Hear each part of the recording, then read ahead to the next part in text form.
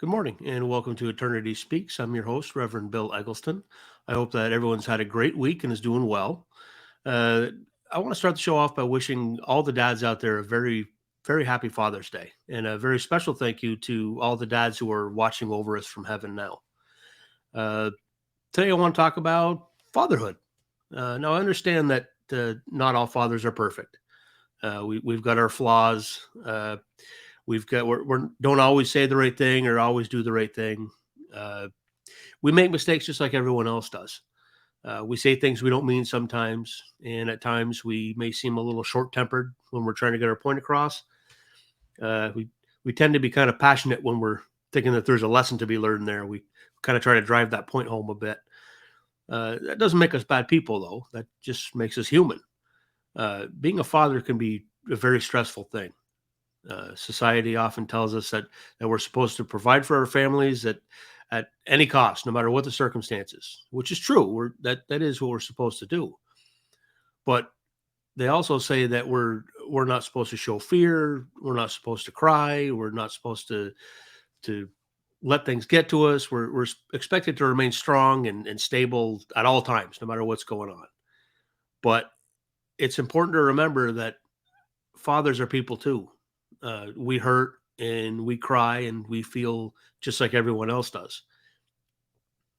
We know that we're not perfect, but it we really we do. Things hit us just like they hit anybody else. You know, when something happens and you can't be there for your child, it's just it hurts. It hurts just like it would for any mother or any parent. Uh, but we do our best. We do what we can for our kids. We do what we can for our family, and some of us even accept other people's children as our own, as a stepfather. We raise them just like they were our own. Because being a father, in spite of all the stress and everything that we go through, is still the greatest feeling that there is. There's nothing like sneaking into your baby's room early in the morning and looking at them in their crib and finding them awake, laying there playing quietly on their own. And then they look up and they see you, and their little face lights up like Christmas morning and just melts your heart. They get all excited and their feet get going and their eyes get big and they get all happy and it doesn't matter what how you're feeling at the moment. It when you see that, it fills your heart with love. There's just you forget everything that's going on in your life. It's just a great feeling. That's when you know that all that stress and worry and everything is worth it. And that's when you realize that you are in fact a dad. Uh, Sadly, my father went home a couple years ago. Uh, I keep his memory and his spirit alive in my heart every day. I got many fond memories of working alongside him in the fire department and in his woodworking shop, and he used to install flooring, and he was a finished carpenter. He built cabinets and all kinds of crazy things that that you would anything you would want to build, he could do it. And I used to work with him a lot. I remember when I was a kid and running around and laying carpet with him and putting down the tack strip and pulling out the stuff and all the old stuff and piling it away and out in the truck. And I remember doing all that. And now that he's passed away, I've inherited his woodworking tools, the same tools that we used growing up together. Uh, Somehow they still work after all this time. I don't know how. Some of them are rusted. And I got to clean them up and everything, but they still work. And I don't get to use them as often as I'd like, but when I do, he's right there beside me. He guides me through the project and my life in general. I can remember a time I was using one of the I'm trying to think what that was even. I think it was a planer. I was using a joiner. I was using a joiner, and I got down underneath trying to clean it up and everything. I had my shop vac out and I'm sucking up all the chips and I got down on my knees and I was listening to some music and in my earbuds, and I got down underneath there with the vacuum And I swear I got a chill on my left side, like he was standing right there telling me to make sure you get up in there underneath and get those chips up underneath there. And it just hit me. And I was on my knees right there in the driveway and I just started to cry right there in the driveway. Just he was right there guiding me through it, making sure I got all the little stuff and all the pieces. And it was just that's when I realized that, how important it is to keep keep memories alive. Uh, I can often hear his voice, giving me advice or explaining how to get the tools to do what I want him to do, or that sort of thing. But I have the same relationship with God. In fact, he guides me through life and gives me advice and looks out for me just like my father does. I wouldn't know what to do without either of them. You see, even if your father's passed on, or even if you never knew your father at all, God's there for you, as any good dad would be. He'll see you through your troubles. All you need to do is trust in him and believe in him. Never hesitate to call out to him. It doesn't matter if you're in a quiet place. You don't have to go into a quiet little room somewhere and get down on your knees and be real quiet and pray in silence. Or you can speak out loud just like they're sitting right in there with you, just like you're in the same room. It's important to have that sort of relationship. There's no shame. There's no reason to hide anything. It doesn't matter what other people think. It's That's between you and God. When you pray, that's your relationship. That's your conversation. If other people hear it, it doesn't really matter. Maybe that'll prompt them to do the same. But never hesitate to call out to him. Never hesitate to love him. And he's there for you just like only a father can be. So just know that you're never alone in the world. God, just like your father, will be there when you need him most. And with that said, I'd like to turn the show over to Barry and our very special guest, Father Joseph. Good morning. Good morning. Yeah, I was hearing you talking about that. We have I want to assure everybody that just what you said, the fathers are still very close to you. Because when we finish up here, now my father's been going over 50 years. Connie's has been going 4 now, I guess. But when we're done here, we're going to channel with each of our fathers and we're going to wish them a happy Father's Day on the other side. Oh, that's great. Yeah, we've been doing this on Father's Day, and but assures everybody that your fathers are still with you. Absolutely. Oh, absolutely they are. Yeah, and now we're going to get a message from, I guess, the ultimate father.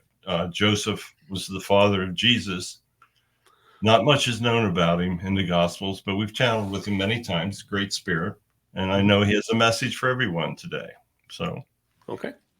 we'll get you back here in a bit. All right.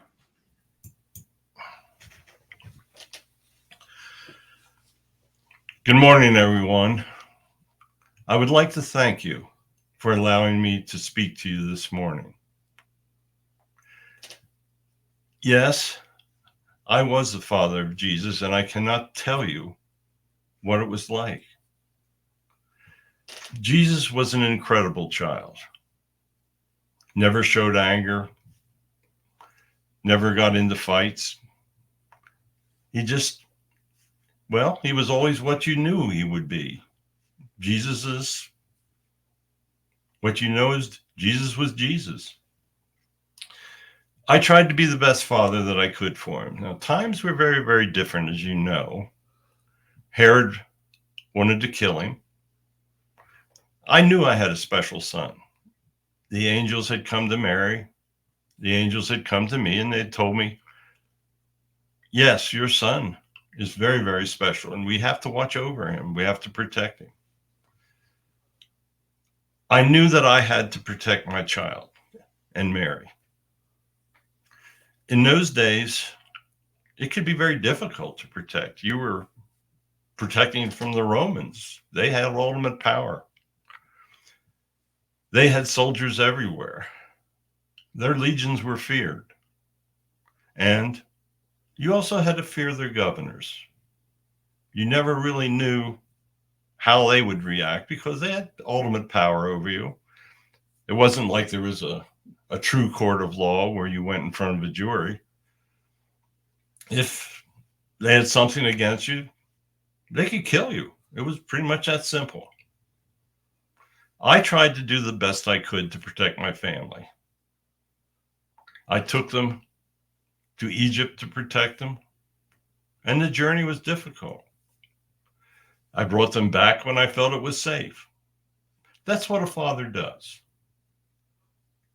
Today, we're seeing the fact that fathers, in many instances, don't do what they're supposed to do. Sometimes fathers don't even accept the responsibility that they're the father. They leave the poor mother to raise the child. Sometimes fathers do wonderful, wonderful things for their children. Sometimes they spoil their children. Now, that's not good. Children need direction, just the same as humans need direction from God. God is the ultimate father. His energy is in everyone's hearts. He controls many things in the universe, but he does not control what he allows humans to do on earth. He gives humans free will. That means fathers have the free will to raise their children as they want. Perhaps they decide that they're going to beat their wives. Well, the children see that and they think it's okay. So when they get married, they don't worry about violence. They're going to get what they want. So perhaps they beat their wives as well. And even worse, perhaps they beat their children. Children, when they're growing up, lay many of the patterns that they will follow throughout their lives. If they see their parents or their father not believing in God, why would they believe in God? Fathers are so important. Fathers really control what is going to happen with the next generation. The father will make the decision on how the child is educated. Is he educated to learn history, for instance? Learning of the past is one of the most important lessons that a child can learn. Humans have a long history of making mistakes. All of the great civilizations have failed because they don't pay attention to the messages that God gives them. When a government becomes ungodly, that's the beginning of the end for the government. Just the same as if a father does not lead a child, that child is not going to live a happy and normal life. Fathers are so very important. I mean, we see in the inner cities today how fathers abandon their children. Those children join gangs, use drugs, do violent things. Your cities have terrible problems now because many of the fathers have not guided the children. If a father simply teaches the child the importance of the golden rule, the importance of doing unto others as they want to be treated, that simple lesson can affect that whole outcome of that child's life. I did not have a difficult time raising Jesus. He was special. We knew he was special. I knew that he was going to grow up to do great things. I did not know everything about what he was going to do. I know I underestimated what he was going to do. His words have led billions of people to understand God. He laid the foundation. I think that I played a small role in that. I always tried to teach him, to treat him with love. I always tried to do what I thought was best for him. I protected him. I did the best I could. If every father did the best they could, you'd be amazed at how this world would be a better place to live in. Sometimes people of great wealth think they're helping their children by giving them everything that they ask for. That child isn't going to be happy when he grows up. He's going to want more and more. He's going to be disappointed when he can't get everything, because that's the way the world is. If a father spoils his child, he's doing him a great disservice. Know this. Know that how you treat your children is how those children will treat the world in which they take control of their children. It's a generational thing. If a father is loving, if a father shows the will to maintain discipline with the children and let them understand God's words, then everything works out pretty well. That generation will teach another generation, and so on. Today, many children are being misled. Many people think that technology and science proves that there is no God. Well, they're wrong. That sort of understanding can only lead to destruction. Destruction can happen on many levels, can happen on an individual level. A child can grow up with great depression from what he learned from his family. It can be on a countrywide level. Look at what's taking place in Russia right now. The people of Russia are wonderful people. There are many that believe in God, but they really have trouble worshiping or speaking of God because of the government. The Russian government lies to the people. They have lied for so long that many of the people believe it's the truth. If you lie to your child and tell them there's no God, and you keep telling them that, they're going to believe there's no God. Telling lies is simply wrong. It misleads. It misleads people on all levels. The Russian people are going to suffer greatly because of what the tyrant leader is doing. Greed and wealth, the lust for power. That, in combination with the strength that that man has built up in Russia, is going to really tear apart the country. Hopefully they will understand that if they use if they use weapons of mass destruction, that it will be the end of them, and it will basically be the end of humanity. We're approaching terrible times. You've been in terrible times. Your country's fought 2 world wars, Korea, Vietnam. In many of those instances, bad decisions were made. Oh, now you had to get involved with World War I and World War II, or the Nazis and the Germans would have taken over the world. Now there are many wonderful people in Germany. Hopefully they have learned a lesson of violence and hopefully they will help control the violence that is taking place in the world. It is all through the lessons of the father. The mothers spend more time with the children. But fathers are often looked at as the authority figure in the family.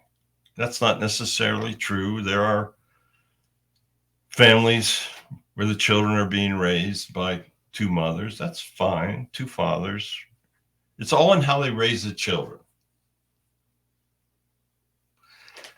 Some fathers, when they find out that their mate is going to have a child, want to have the baby aborted.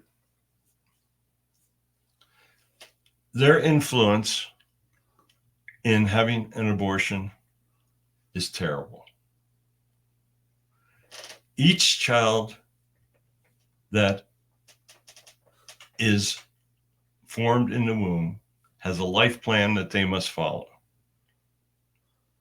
Fathers need to help raise the families and assure that those children in the womb are given the ability to be born, to face life, and to have a wonderful, loving relationship with those around them. I hope today that I've been able to speak a little bit to the importance of fathers. Without fathers, there will be nothing in the future for you. Fathers, love your children, love your family, do what you can to protect them, do what you can to support them, and lead them towards the words of God. He preaches, and he is bringing you messages. You can get them from Barry. Look, he makes everything available. Understand the true love of God. He's the ultimate father. They should have a Father's Day that's just devoted to him. So thank you for listening. I appreciate that all of you out there are trying to live good lives. I know Jesus is listening. He's here. And I know he's blessing all of you that are listening. My son turned out more incredible than I could have imagined. And he is still trying to lead all of you. So God bless all of you. Thank you for listening. And just follow his words. Okay. There's your Father's Day message of all Father's Day messages. Yeah, I guess. So I guess it was just a coincidence that he decided to come on Father's Day. Yeah. I didn't even realize it till this morning. It's like, wait a minute. Okay, next week, Reverend Graham wants to come back. Okay. So we'll have Billy Graham with us next week, and he will have the message. All right. So goodbye. Happy Father's Day to all, and we will see you again next week. Okay. There you have it. A great message from Father Joseph, talking about the importance of fatherhood. There's not a whole lot to say after that. I mean, what better person to have on the show for Father's Day? Like I said, it didn't even come to me until this morning when I was getting everything ready for the show that it's the Father of Jesus is coming on Father's Day. It didn't click. But anyway, go ahead and tune in next week when we'll have Billy Graham on. Sorry, I'm a little flustered from that still. It was just an interesting show today. But come back again next week when we got Billy Graham on the show, and we'll talk then. All right. God bless.